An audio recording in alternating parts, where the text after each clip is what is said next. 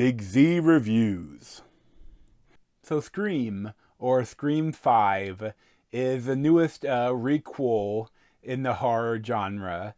And I kind of loved it because it talks about what's happening so much in the genre right now by doing it itself. And it's great. Hello? It's happening. 3 attacks so far. Do you have a gun? I'm Sydney Prescott. Of course I have a gun. Something about this one just feels different.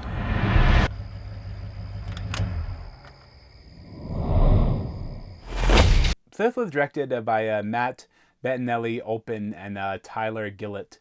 I think they're at the direction team that also did Ready or Not, which is an amazing film.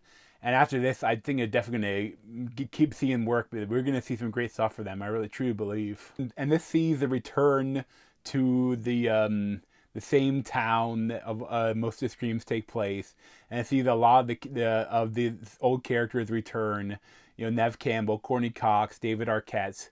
But then you also have a whole new group of actors and then a new group of some new Ghostface killers, of course.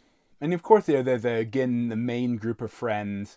But I think other than the returning characters, like the 3 main stars of this film are Melissa Barrera, and then Jenna Ortega. They're like sisters, and then Jack Quaid is the boyfriend of the older sister.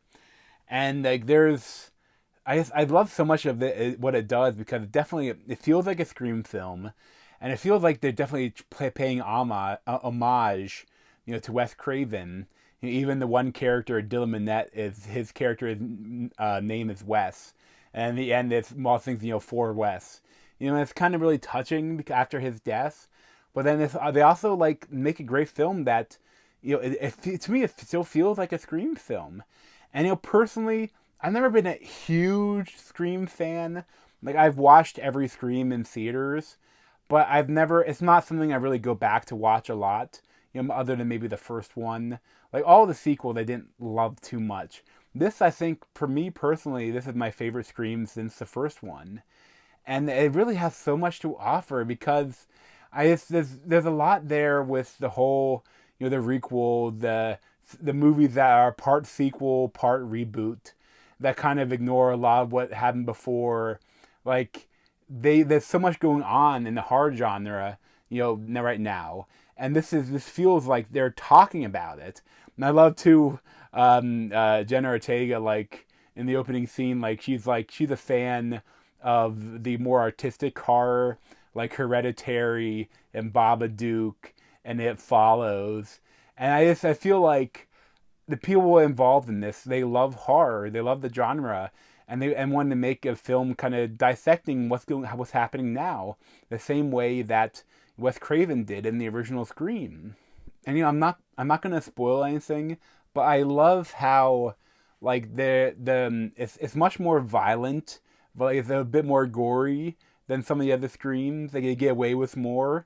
But then when I'm not gonna spoil it, but the reasoning behind the killers doing what they're doing.